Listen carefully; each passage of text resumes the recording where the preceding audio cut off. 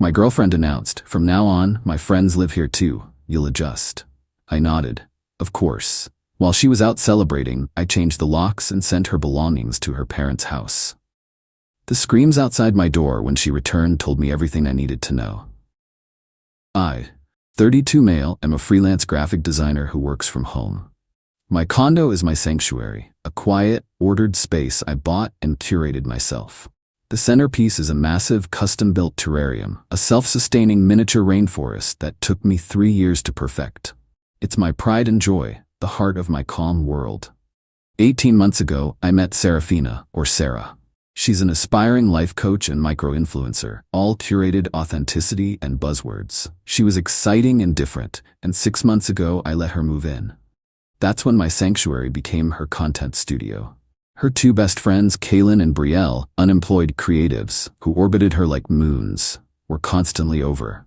They enabled her, amplified her entitlement, and viewed me as a utility. They called themselves the tribe. The end came last Wednesday. I was finishing a project when the 3 of them cornered me in my workspace. Sarah had the look, the one that meant she'd made a grand decision and was about to bestow it upon me. "Leo, darling," she started while her friends smirked behind her. "The most amazing news. The universe has provided." I waited. Qley and Betrayal's landlord is a toxic entity, so they're leaving that space, she announced.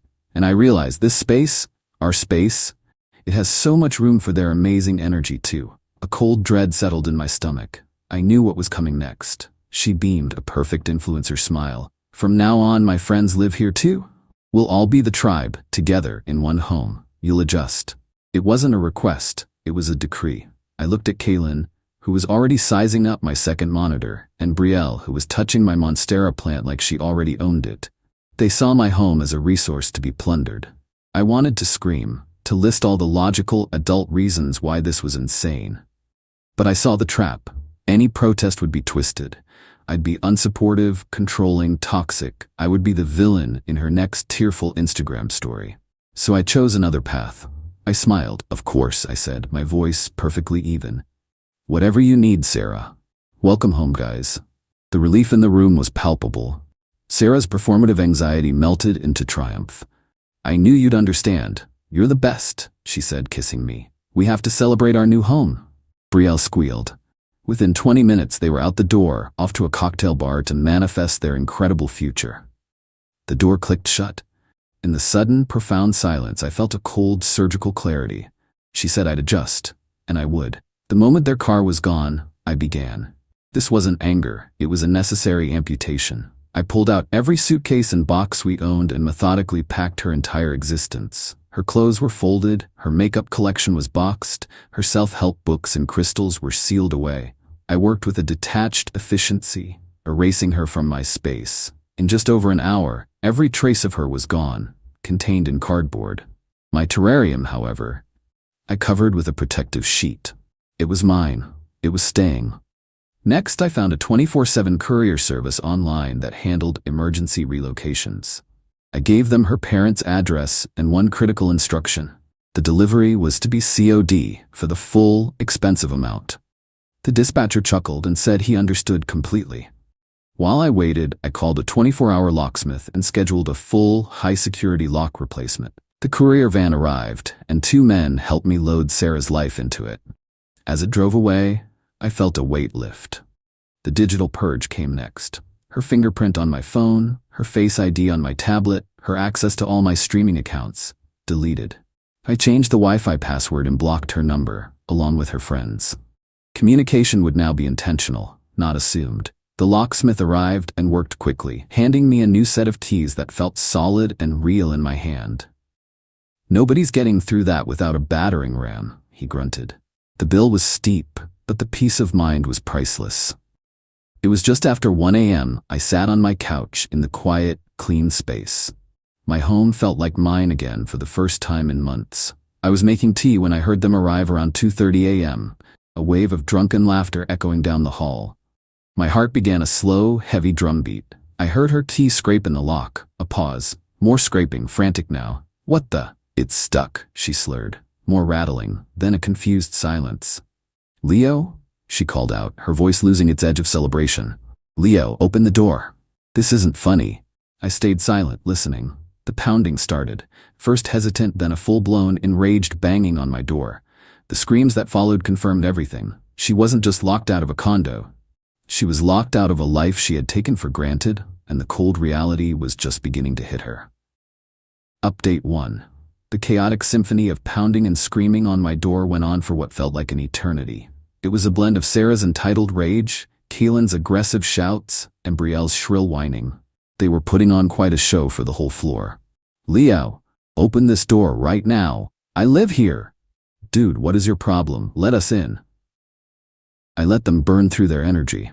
After about 10 solid minutes, I decided it was time to face them. I slid the chain lock into place and opened the door a few inches. Sarah's face was a wreck of smeared makeup and furious disbelief. Her two acolytes hovered behind her like angry gargoyles. "Leo, finally! What is going on? My key isn't working," she demanded, trying to shove the door open against the chain. "I changed the locks," I said calmly. My level tone seemed to unnerve her more than yelling would have. "You what? Why would you do that without telling me?" "You don't live here anymore, Sarah," I said, stating a simple fact. "I took your announcement to mean our relationship was over. I acted accordingly." Her jaw fell. "What are you talking about? I was making room for our tribe. You agreed." "No," I corrected. "You informed me of a decision about my home. I let you think I agreed so I could handle this without a scene." I let that sink in. "Your belongings have been sent to your parents' house. I trust you have the cash to cover the delivery fee." The mention of the COD fee lit a fire in her eyes. Keelan stepped forward. "You can't do this, man. We had an agreement." "I have no agreement with you," I said, my gaze turning cold. "You are trespassing. Leave now before I call the police." That was the wrong thing to say. It was a challenge. "You wouldn't dare," Sarah spat. "I'll tell them you threw me out on the street with nothing." "Go ahead," I replied. "Explain to the officers how you're the victim while trying to break into a home where you have no lease, your ID has a different address, and you're not on the mortgage." They didn't leave. The screaming match moved to the hallway. I closed and bolted the door and called building security, who told me to call the non-emergency police line. A single, tired-looking officer arrived 20 minutes later to find Sarah in full-blown victim mode, complete with dramatic, hiccuping sobs. "Officer, thank goodness," she cried. "My ex, he's gone crazy. He locked me out of our home." I calmly explained the situation. "She lived here as my guest, officer. This evening she informed me her two friends would be moving in without my consent. I ended the relationship and had her belongings delivered to her permanent address. She has no legal claim to this residence." The officer asked to see her ID. Her face fell. She couldn't produce a single piece of mail or a bill in her name for my address. I, on the other hand, had my mortgage statement ready. The officer looked at her. "Ma'am, this is a civil matter. You do not have the right to be here. You need to leave the premises." Defeated, they finally left, but not before Sarah shot me a look of pure hatred. "You will regret this," she hissed. The next morning, the fallout began in earnest. Her mother, Mrs. Vance, called. "Leonard," she began, her voice dripping with poison. "I have just paid a truly exorbitant fee for 3 dozen boxes of my daughter's things. Can you explain why you would throw a sweet girl out like a piece of garbage?" "Mrs. Vance," I said calmly, "Sarah attempted to move 2 other adults into my home without asking. That ended our relationship. I'm not responsible for her housing." I hung up on her shrieks about how I was a cold, heartless monster. Next came the social media smear campaign. Sarah went live on Instagram, weeping to her followers about her toxic, controlling ex who threw her out for wanting to help her unhoused friends. She conveniently omitted the part where she was now living in her parents' comfortable, suburban home. My social media was flooded with hate messages. I spent the morning making everything private. The most audacious move came 2 days ago, via email. She was now claiming I had stolen her most valuable asset, my terrarium. According to her, it was a collaborative art project and a symbol of her spiritual and creative investment. She demanded its immediate return or a payment of $5,000. The sheer gall was breathtaking. She was trying to steal the one thing in my home that was purely and completely mine, something I had started building a year before I even met her. This was no longer just a breakup.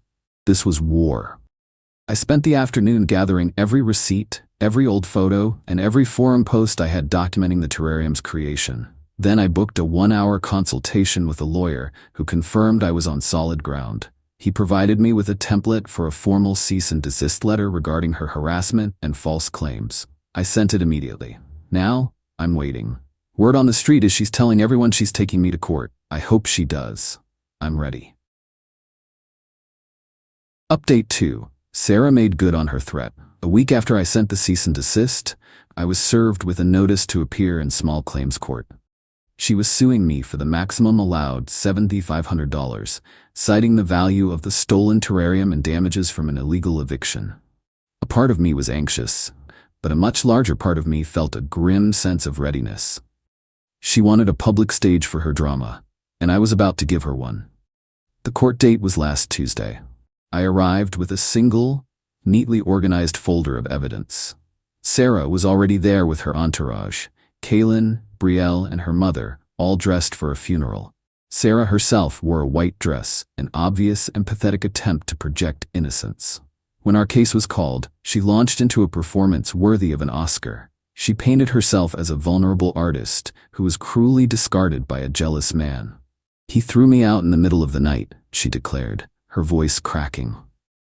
"Just because I wanted to help my friends, he performed an illegal eviction." She then moved on to the terrarium. "And he stole our art," she said.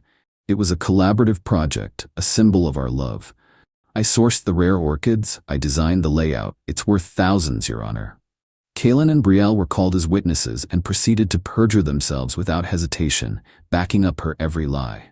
When it was my turn, I calmly walked to the podium and opened my folder. "Your Honor, Miss Vance was a guest in my home, not a tenant," I began. I produced the deed to my condo, my mortgage statements, and utility bills, all exclusively in my name. There was no lease, she paid no rent. Her guest status was revoked when she informed me that her 2 friends would be moving into my 1-bedroom condo permanently. Then I addressed the terrarium.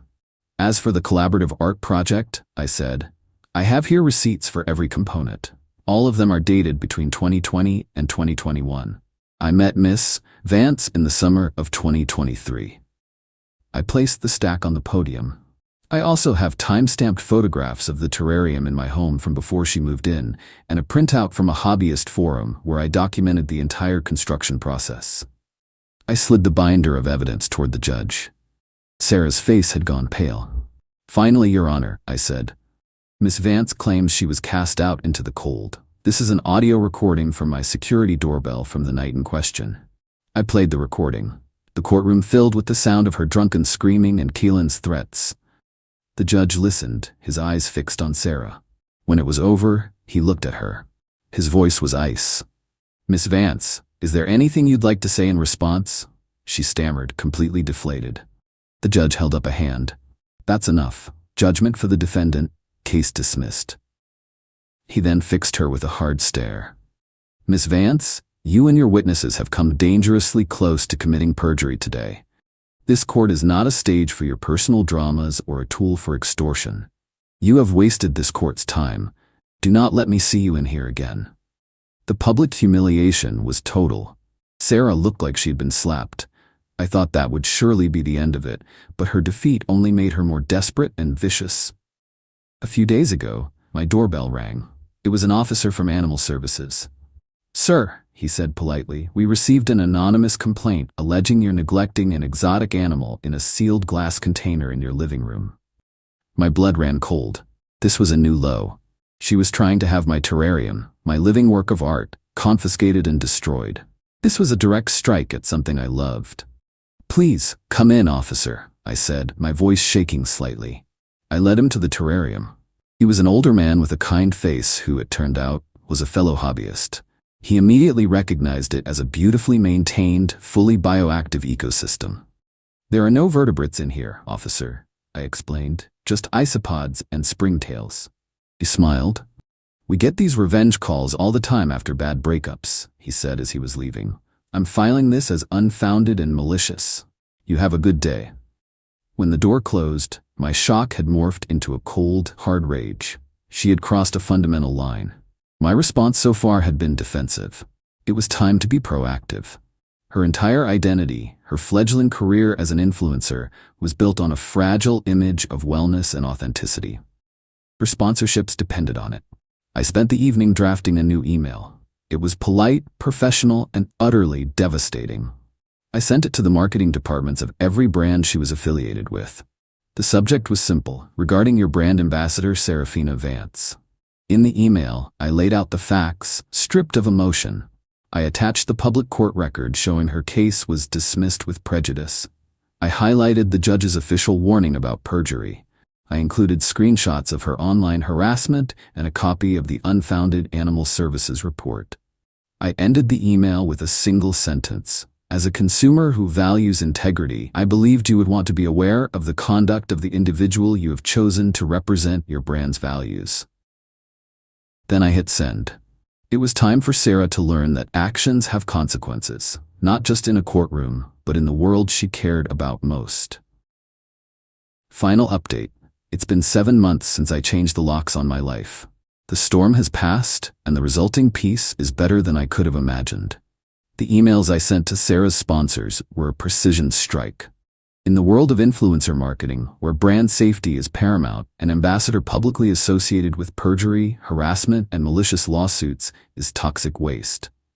The yoga mat company was the first to quietly scrub her from their website. The herbal tea brand terminated her affiliate code a day later. Within a week, every small sponsorship she had evaporated. There was no public firing, just a silent, digital erasure. Her tiny stream of income, the very thing that propped up her life coach fantasy, was gone. She tried to spin it, of course. She posted a rambling, tearful video from her childhood bedroom, talking about being the target of a coordinated misogynistic attack from a vindictive ex. But the narrative was wearing thin. The comments were no longer universally supportive. People were asking questions. What court case? Why did all your sponsors drop you at once? Without brand validation, her influencer career collapsed. She was just another angry person complaining into her phone. Her follower count stagnated, then started to drop. Eventually, she stopped posting altogether. I heard the rest of the story through a mutual acquaintance. The tribe was the first casualty. Kaylin and Brielle's dream of a creative commune died quickly under the harsh reality of living at Sarah's parents' house without me to fund their lifestyle. The fighting was constant. Kaylin moved back to his hometown. Brielle is reportedly still trying to become a TikTok star. Sarah's downfall was more complete. Her parents, having enabled her for years, finally reached their limit. Being forced to pay for her belongings, being dragged into her public legal humiliation, and now having her back home as a jobless, bitter adult was the final straw. They gave her an ultimatum: get a real job and pay rent, or get out.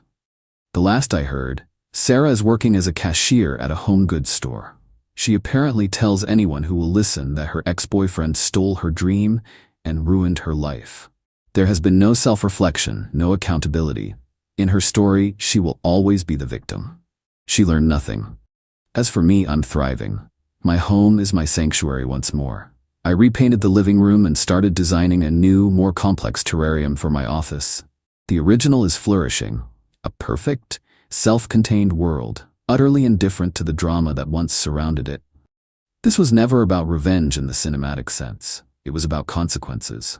Sarah built a life on a foundation of entitlement, and when I removed the single pillar holding it up, my compliance, the entire structure came crashing down. She demanded that I adjust to her reality. Instead, I simply reasserted my own. She tried to take the thing I loved most and use it as a weapon. She failed to understand that, like my life, my terrarium was something I had built with care on a solid foundation. It couldn't just be taken. Sometimes I think about the sound of her screaming outside my door that night. It wasn't the sound of my victory. It was the sound of her delusion, colliding with an unmovable, real-world consequence. And that, I've realized, is the most satisfying sound of all. It's the sound of peace.